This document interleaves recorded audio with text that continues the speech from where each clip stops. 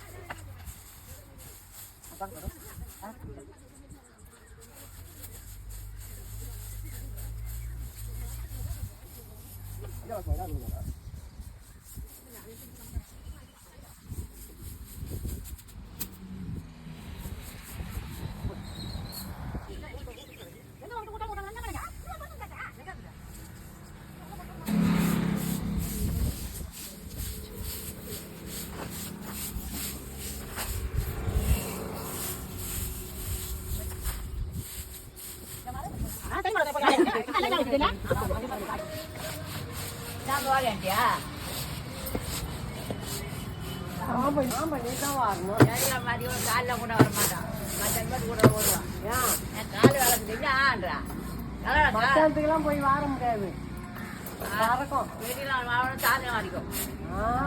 காலைல நடுவு